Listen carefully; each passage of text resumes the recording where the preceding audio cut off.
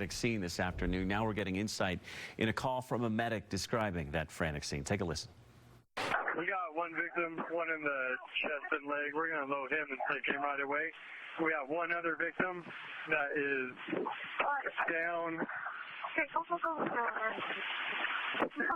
Gray Mercy Street. Unable to get contact with him. PD's making his way to them.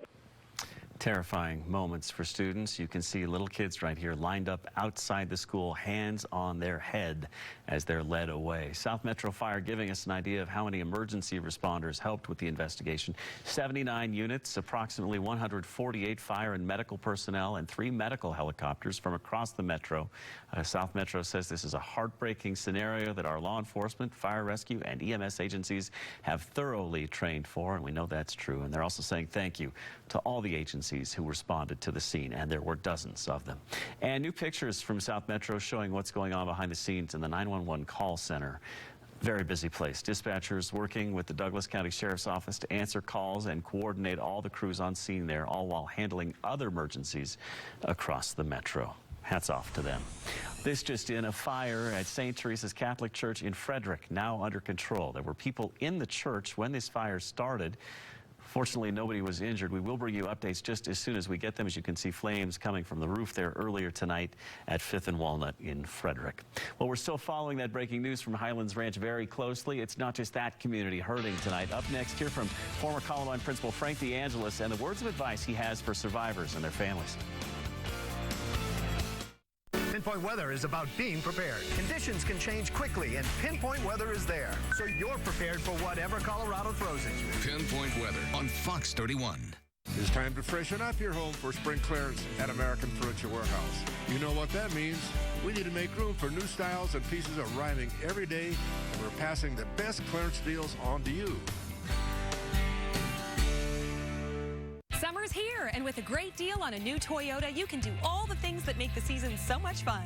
Like go biking, Mother's Day, glamping, graduations, music festivals, motocross, zip lining! Right now, lease a new 2019 Tacoma for just $239 per month. The best-selling midsize truck for the last 12 years. For great deals on other Toyotas, visit Toyota.com.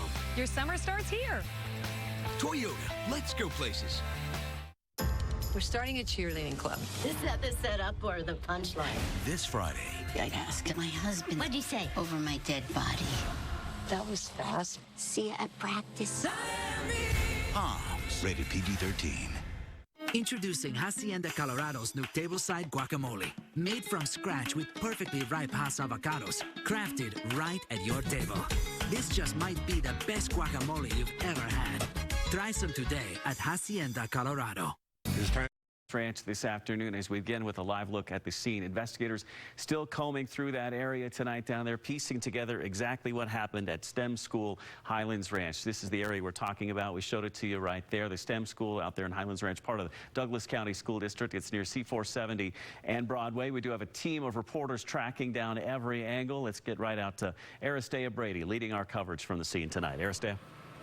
Lights flashing behind me, as you said, Jeremy, as investigators continue to try to figure out what happened at this school 8 hours ago. It is now a crime scene, and here are the facts that we know, the latest coming into the newsroom right now. 1 student is dead. 8 others are hurt. Of those, 2 are in serious condition, 2 said to be stable. 4 have actually been released from the hospital. A small bright light there. Their names have not been released as of yet. Our team also gathering information about the suspected shooters this evening. Let's go now to Fox 31's Greg Nieto. Greg.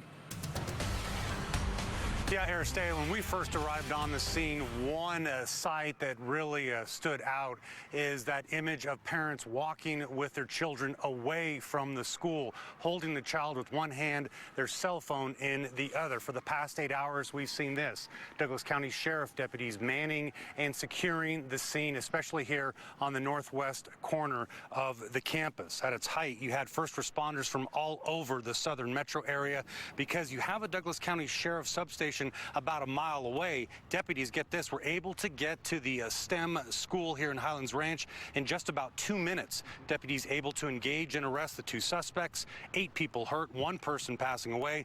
Douglas County Sheriff Tony Spurlock saying tonight he has a message for the community. To the parents, we are going to do everything we can to investigate this to determine what happened. We are working very closely with the STEM school and the Douglas County School District on that process. This is a terrible event. This is something that no one wants to have happen in their community. In the classroom that it happened in. Lauren Harper teaches English to juniors and seniors at the STEM School in Highlands Ranch. Its students huddled nearby under the protection of heavily armed deputies. Harper spoke with the investigators after she had talked with her mother. I believe a student was targeting her, from what I understand. Targeting your daughter? Yeah. Do you know why? I'm not going to say anything more. She said early on, not just one person was involved in the attack. I understand, but I don't know for a fact that there were 2 students. Federal, state, and Douglas County investigators turned their attention to a car in the school parking lot as evidence and information was gathered.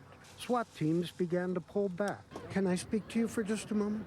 And I attempted to speak with that teacher in whose classroom some of the attack was believed to have occurred, but she was escorted away. A dog searched for any evidence as the students, teachers, and parents tried to put their lives back together. The STEM school is added to an unwanted list of those schools, including Columbine and others in Colorado and around the country, where deadly gun violence has occurred. Live in Highlands Ranch, Rick Sallinger covering Colorado First. Well, one of the hardest images that we saw today was of students at a nearby elementary school evacuating with their hands in the air on top of their heads there. We know kids this young practice these drills, but this time it was the real thing. One student who was wounded is being credited tonight for helping save some of his classmates. A friend was visiting him at the hospital afterwards, tells us that young man went after one of the shooters. He actually helped fight off the shooter, and with his help, a couple of other kids were able to pin him to the ground, but because of that, he just got shot a lot more than everyone else. And he's making a good recovery so far. I mean, after he got shot, he ran away from the school to try to get away from all the chaos because he just couldn't be there, you know, after he pretty much saved everyone, I feel like. The first moments were filled with chaos for students, parents, and police. Officers got to the school quickly, but they couldn't know exactly what they were going to face. Jamie Leary has more on that part of the story tonight. And Jamie, police spend so much time training for these moments. It is going to be a long night here. They're still processing the scene, and the sheriff today, he said he credits his team for that incredibly quick response. This is a terrible event. This is something that no one wants to have happen in their community. As Douglas County Sheriff Tony Spurlock addressed media, he made it clear law enforcement responded to the STEM school without hesitation. I have to believe that the quick response of the officers that got inside that school helped save lives. He said one adult and one juvenile managed to make it deep into the school and started firing shots, hitting 2 different classrooms. Law enforcement arrived within 2 minutes. We did struggle with the suspects to take them into custody, and they are in custody right now. We know of the 7 students injured, some are critical, and one is now dead. Spurlock says at least 1 handgun was used, but couldn't elaborate on other weapons. With the suspects now in custody, investigators can press forward. We're slowing everything down, and we're going to try to focus on processing that crime scene, taking care of those who are injured, and investigating this case. The sheriff said the filing of charges is next. The DA will decide what charges are appropriate. That could happen as early as tomorrow afternoon. Live in Highlands Ranch, Jamie Leary covering Colorado First. All right, just heartbreaking. 2 of the students actually hugging one another. It was snapped by our own Fox 31's Ashley Michaels, who joins us right now live from the school. Of all the images I saw today, Ashley, I think this one spoke the loudest. Yeah, Aristea, that's just such a powerful image because those kids are so young and they're clearly scared and don't really know what's going on. A sentiment felt by many of us who were out there this afternoon. Now, this is a spot that so many parents came earlier today wondering if their kids were okay. And again, here is what we saw. Now, when I snapped that photo earlier, the kids from the elementary school were lined up outside. Their teachers were doing a head count and they were getting ready to get on buses to then move to a safe spot. Now, like I said, some of the kids were so scared they were crying, hugging each other, hugging their teachers.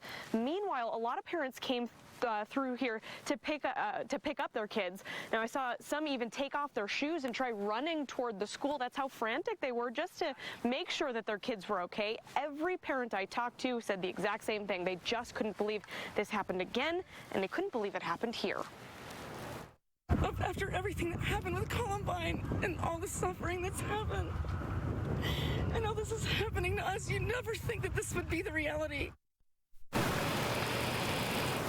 Now, if you need help talking to your kids about what happened today, Children's Hospital Colorado wrote an article with some good advice and talking points for parents. I've posted a link to that article on my Facebook page. Ashley Michaels, Fox 31. All right, Ashley, thank you. Dozens of police officers still here live at the scene right now. Fox 31's Michael Konopasek also joining us from the school with the latest on the investigation. Michael. Yeah, local, state, federal authorities taking charge, the FBI, ATF, in this investigation. Of course, investigators are continuing to work through search warrants, but as you mentioned, Aristea, still lots of law enforcement here at the school, at the heart of the investigation, continuing to collect evidence, and they will continue to take their time doing that because you never know what you might find inside the school. Earlier in the day, we saw even a larger police presence here as dozens and dozens of officers and paramedics descended onto this campus. Students were gathered into a controlled area across the street as snipers took positions on top of office buildings nearby. Drone video shows the front parking lot of the school where investigators put up a small white tent over what appeared to be the body. Again, one fatality in all of this. Throughout the day, frantic parents rushed to this school, not sure if their children were okay. And even after arriving here, many had to wait to hug their kids because law enforcement had them in an area waiting for buses to take them over to a nearby rec center. As the investigation continues here, of course, you see the crime scene tape is still up, but if your vehicle is parked here in this main lot of the school, you will be allowed to come onto this property and retrieve your vehicle. Anything left inside the school, though, of course, will have to remain off limits for now as this investigation continues. Reporting live in Highlands Ranch, Michael Konopasek, Fox 31. Far away, it was spray painted with blue spray paint. Now, the shooter, the supposed shooter, lived here. Investigators have now spent hours searching this home, combing through it for evidence. They haven't told us what, if anything, they found yet. But at the home of Devon Erickson, it's still cordoned off, as expected to stay this way throughout the evening. As this search takes place, Intel investigators are scouring social media, including a Facebook page that they believe belonged to Erickson. They think that he posted photos that appear also to have been taken at this house. He's a senior at the high school, and we ran a background check on him and only came back with 2 traffic tickets from 2017, one for careless driving and another for defective vehicle. This house is just one of 3 places being searched right now. Investigators got a judge to sign a search warrant for a car at the school where the shooting took place. This black Honda is the vehicle that police think Erickson drove to school before the shooting. They identified this vehicle as being one that they think belonged to the shooters really early on in this investigation. Now, investigators are also searching a 3rd place that they believe belongs to the other shooter. All throughout the day, we've been talking to our sources, and they were telling us how quickly people responded to this scene and how investigators also worked quickly. For example, they had district attorneys who were on scene in case these search warrants needed to be written or additional search warrants needed to be written. They could help do that right there. Judges were on standby so that within a span of 10 minutes, they could receive a search warrant and they could sign it if it was appropriate and send it back to get the investigation moving. We also know that deputies were actually able to swear on the facts in their search warrant affidavit on the phone to speed up this whole process. We're live in Highlands Ranch. Jace Larson, Denver 7. Jace, Tom, Jen, Tony, thank you all and for the work you have done all day long on this day that has broken the heart of every Coloradan. Back to the studio now with Ann. All right, Shannon, thank you. And there has been an outpouring of support both here and abroad. Among the many sharing their thoughts, Nuggets coach Michael Malone, who lives with his family just minutes away from STEM school. But it's a shame. You know, my girls have been in a lockout twice in the last month. And I'm not a politician. I don't have the answers, but something must change. So I just want to make sure I acknowledged what happened today in my backyard, and all those families are on my mind. Governor Polis also sharing his condolences, writing in part, quote, "I'm absolutely heartbroken to learn that STEM school student was killed in the shooting today. I cannot imagine the grief and horror that family is dealing with." And the White House, and writing, "Tragically, this community and those surrounding it know all too well these hateful and horrible acts of violence." And we promise to give everything we have covering this story for you. A news conference is set for 6 o'clock tomorrow morning. We will bring you that live on air on our app. And so far, the most interesting development of the night, the Denver mayor's race appears destined for a runoff between incumbent Michael Hancock and Jamie Gillis, since no candidate picked up 50%. Denver 7's Jessica Porter is with the Gillis camp tonight. We'll hear from her in a moment. Let's begin now with Liz Gilardi, who is at Michael Hancock's headquarters. Liz? Well, and during this election night watch party, Mayor Michael Hancock asked everyone to take a moment of silence to remember the 18-year-old victim killed in Highlands Ranch. And he started off his comments tonight saying he's keeping the community south of Denver in his prayers. And after that moment of silence, the mayor talked about what's ahead for his campaign. He says the runoff is another opportunity to tell his story, and he pointed to past mayors like Wellington Webb, who also faced a runoff but ended up winning. He did talk about how Denver has a significant number of new voters and wonders if that factored into this election, and again, trying to get his story across. Mayor Hancock talked about an inclusive Denver tonight, the challenges that come with tremendous growth, and why he believes he can keep the city moving forward. We asked him about the biggest difference between him and his opponent. You know, Jamie's going to talk a lot about what she wants to do, what her plans are, but the reality is we're doing a lot of things. I know there's a lot during our forums. I would say to Jamie, we're doing that. So the reality is that we are addressing affordable housing, we're addressing mobility, we're managing growth, we're moving, trying to bring people up through the scale in this city. You're going to hear that very clear. I think it's a very clear choice. Do we stop or do we keep moving? Would have given homeless persons more rights to set up camps in Denver parks and elsewhere. That failed by a wide margin this evening, voters rejecting that effort. And Initiative 301, which would have legalized mushrooms in the city of Denver, this one is close, but it appears it will fail. But 46% of Denver voters wanted magic mushrooms legalized. One way to put it, more people wanted legalized mushrooms than wanted a Hancock third term. At the Breaking News Desk, Joe St. George, Fox 31.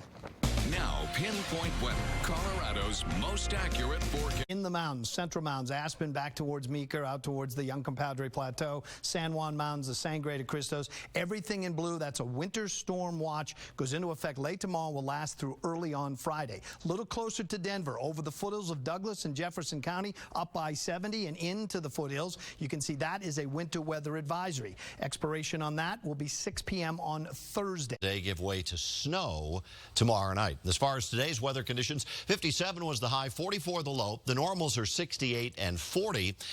Overnight. And our eastern plains, you may be rainy tomorrow morning with some heavier rainfall possibly mixed in there, possibly some snow into our northwestern corner. And then even through the morning hours tomorrow, we get some showers by 3 o'clock. There is rain around the Denver area. There's snow starting to pick up in our high country, rain out on the eastern plains. And this will just continue on and off throughout the afternoon and evening. So some areas it may just be on the cloudy, sort of drizzly side. Other areas you might get some heavier rainfall. Again, we'll bounce back and forth between that. And then by late night tomorrow, we do have some heavy snow to the south and some snow possibly even in Denver at this point. We have winter storm watches and winter weather advisories starting tomorrow night through Thursday night. Our Front Range mountains heading towards the tunnels could see 6 to 13 inches of snow, and then 5 to 10 inches for areas of our northern mountains. Heading down to the south, southwestern mountains could see 10 to 20 inches of snow, and some of our northern Sangre de Cristos could see 8 to 24 inches of snow. Valleys, you are looking more at rainy conditions. Visibility already pretty tough out on our eastern plains, so we do have a dense fog advisory that will cover all of the Front Range out towards the eastern plains through 9 a.m. tomorrow. Watch out for that low visibility. It's already settled in some areas, and it will not be good tomorrow morning.